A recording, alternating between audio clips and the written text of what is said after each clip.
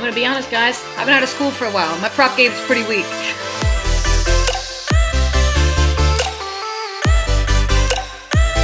What's up, storytellers? Welcome to another edition of Free Content Idea Friday, where I take one of your suggestions for a business or business type and share my suggestions for the type of content you can create and the stories you can tell. Now, this week's suggestion actually came in from a couple people, including Julia and Nicole on LinkedIn. And they want me to talk about higher education. Class is in session. Guys, I'm super excited to talk about this topic because I actually think universities and colleges have one of the best opportunities to tap their internal experts and create awesome, informative, engaging content. You have literally an institution that is built on knowledge, that is full of experts. And it has never been easier for you to gather that information in a variety of formats and deliver it to your audience. The first thing you probably want to think about if you're in higher education is that you have a couple different audiences. And I think when it comes to creating your content, you have to prepare and acknowledge which of those audiences you're trying to speak to. Obviously, first, you have prospective students where you're trying to recruit them. You want to give them reasons to want to come to your school. The second audience that you're going to be working with is prospective student parents. Many times the parents are more proactive about researching colleges and finding information. So you want to be able to appeal to those people as well and recognize that they're going to have different concerns and priorities than their children might, than those actual prospective students might. Number 3 is current students. Side note, you might notice that I always do 3 like this, and that's because I took sign language when I was in college, and I learned that this is W and this is 3, so I always do 3 like this. Obviously, you've probably got a huge base of current students that you need to engage in some sort of ongoing way. What information can I give them now to keep them happy, to keep them healthy, to keep them successful? We're going to actually go more on depth in this in a second because I actually think this is probably one of the core areas where you can create content that is focused on your current students but actually appeals to a broader audience. Whereas if you're focused on those first 2 audiences, the prospective students and prospective student parents, that content might not appeal to your current students or the next group. The 4th group is alumni. Once people graduate, you don't want them to just fall off the earth, right? So you want to keep those people engaged.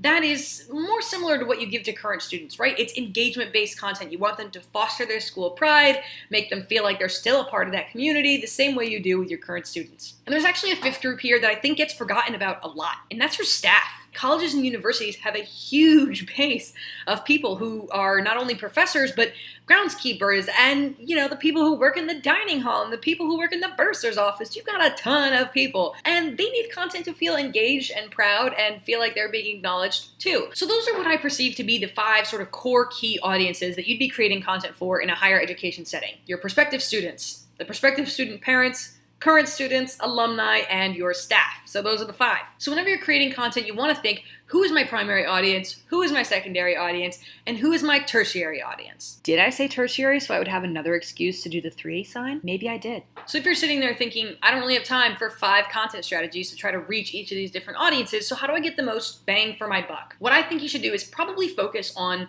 current students as a primary audience. And I know that's going to seem crazy because obviously you're potentially being evaluated based on your recruitment, but the reason why I say that is the content you create for your current students is aimed at engagement, right? You want to keep them happy, keep them healthy, you want to showcase what other students are doing that's great. It's going to be very informative, and it's going to be really focused on what's great about your university. That is the same kind of information that's going to appeal to a prospective student. They're going to see themselves in that. The parent is going to see their child in the success stories that you create about your current students. So let's talk about content theme. What do you actually create content about? What I'm going to give you, I'm going to break down a couple key themes that I want you to think about. You could write these down. Think of these as content buckets. First, you want academic content. Whether they are current students or prospective students or even alumni and staff, they want some understanding of what programs do we offer? What does it take to be successful here? Here's the dates you need to register for classes by. Here's a new course being offered for the first time. Here are the courses that are available this summer. Here's how to know if you're going to graduate on time. So all of this content is super, super helpful and honestly probably necessary, right? If you want your students to be successful, you got to provide them some level of very on-the-nose kind of content to help them do that. But you can also expand this to academic content that's a little more lifestyle or service in nature. Things like study tips or preparing for exams or how to maintain your mental health during finals week. All of this under the umbrella of academic content. Academics as obviously a primary theme in a higher education setting. So we have academic content. The second bucket is gonna be social content. Students on campus, particularly if you have a live on campus, there's gonna be a lot of concern about what do people do? What activities are there? What is there to do around campus? Where do we eat? You want people to understand that there's value in coming there. You want your current students to know that there's things to do so that they stay out of trouble and they meet new friends and they have a lot of fun. And you want prospective students to know that all these students are having fun, and that could be them. You could do things here like announcing campus events, profiles of local businesses. This is also an opportunity for you to focus on the campus activities and student activities that you offer as a university. Talk about Greek life, that's an important part of your campus. Talk about the student clubs and activities. When do they sign up? How many activities can they be a part of? Do they have to pay dues? Is there a limit on your student activities depending on your academic success? This is all going to depend on your campus, but you want to create content that showcases and demonstrates all of the social elements of the campus. You've got academics, social life, now we're talking about health. So the third bucket of content, the third theme of content you can create is health-based content. Let's be honest. There are a lot of young kids who are away from home, often for the first time. They're probably sleeping less than they are used to. They're probably eating more and eating more unhealthily than they're used to. It's quite possible they're experimenting with drugs and drinking and partying in a way that they're not used to. And they're also experiencing more stress and decision-making power than they've ever had to in their lives. So one of the areas where you can actually add a ton of value is to provide information that feeds their well-being. You can talk about their physical fitness. What are the facilities that are available on campus to help them stay healthy? What are the local running trails? Give them a map that you print out and send home in the dorm. You can also talk about healthy eating and recipes, because the reality is people don't call it the freshman 15 for nothing. It's real. You get to school, food is aplenty, there's endless dining halls with bottomless buffets, and like it starts to get real heavy real quick. This is a cool opportunity to tap into your catering services or whoever is staffing your dining halls to help them talk about how to select what's on the plate. Literally go to the dining hall, make a video walking through how to balance a plate, how to create, an ideal mix of what that plate should be. Talk about what options are available early morning when you might have an early class and you're likely to skip breakfast. You could even give them healthy recipes they could make in the dorm. You also want to talk about drugs and alcohol on some level. Now, this is something you have to be careful about. Surely look into your policies at your particular university, but this is almost always an issue that needs to be addressed on college campuses, and it might as well be coming from you as the people who know the rules, as the people who know the available resources, as the people who probably have the most ability to help if someone's struggling or having trouble. Giving them that information could not only help them, it could actually save a life. The other thing, awkward as it may be beneficial to talk about sexual health and sexual education in some of your content as well. Whether you're talking about how to understand consent, where on campus you can get counseling if you've been through something, where on campus you can obtain condoms. All of this would add a ton of value to your current students and give peace of mind to prospective students and prospective parents, and probably give your staff a sense of pride that you're providing this kind of information to your students. The other thing that's super important is also mental health. Again, this is maybe the most important of all. We know that students at this age, they have so much going on in their lives. Many of them feel a tremendous amount of pressure. Many of them have pressures back home that they're dealing with, again, away from home for the first time. So mental health is something that is incredibly, incredibly important. Tapping into the experts within your university, whether that's the folks who work in the health center or the folks who work in career services on managing stress, or any number of people on campus who can provide information about reducing stress, about mindfulness, about how to have tough conversations with your roommate, about how to have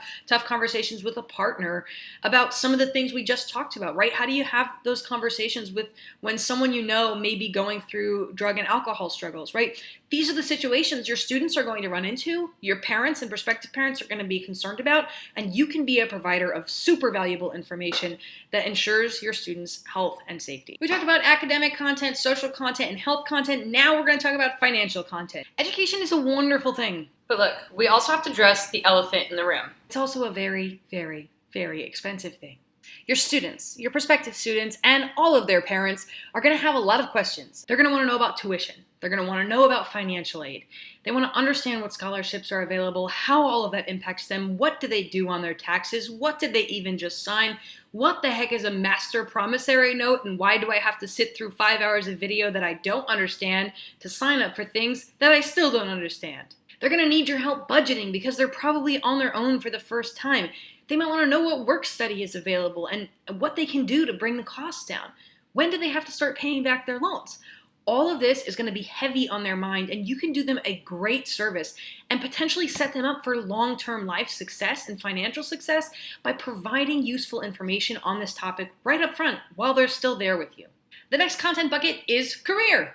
After all, most of the students coming to you at the university are probably hoping to get a good job someday, so the least you can do is create content that serves them in that mission. You might coach them through how to find an internship, how to edit a resume, you tell them how to dress for an interview, give them advice on how they can find job opportunities in interviews, how to write a thank you note after you have an interview. This is a great chance to tap career services or whatever services you have for internship placement, job placement, because they have a ton of knowledge that they can share with your students. Now, this is going to give your current students the wonderful advantage of being able to go out and actually achieve these things, but this information actually serves everyone. This could help your alumni who are out there trying to find jobs. Could also help parents, right? Maybe parents of some of these kids are going through a tough time as well.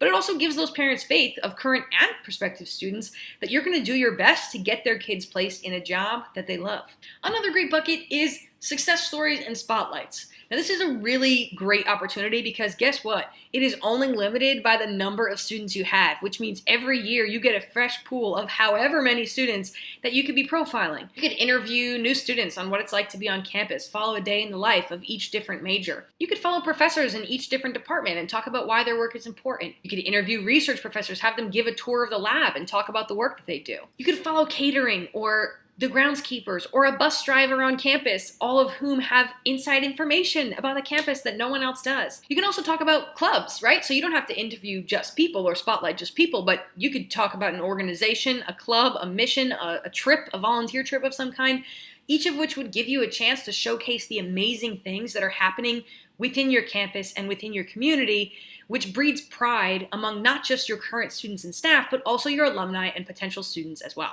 This is going to be different for every campus. I can't tell you what's perfect for your university, right? Here are some other things that may factor more or less for your university. If it's a faith-based campus, you're probably going to want to talk about nearby churches, organizations, mission opportunities. You're really going to want to spotlight on campus pastors or other people who are making a difference in the community.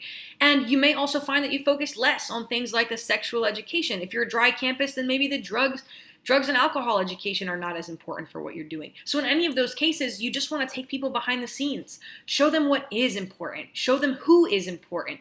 Show them what makes your campus unique, what makes your community unique, and why it's a place worth being. Thank you for joining me for this episode of Free Content Idea Fridays. I am excited for your suggestions of what topic we should cover next. Make sure to go down below to the comments, chime in, share your suggestions for a business type or business idea, and make sure to hit subscribe so that you can see if your business and your idea are featured in a future episode of Free Content Idea Friday.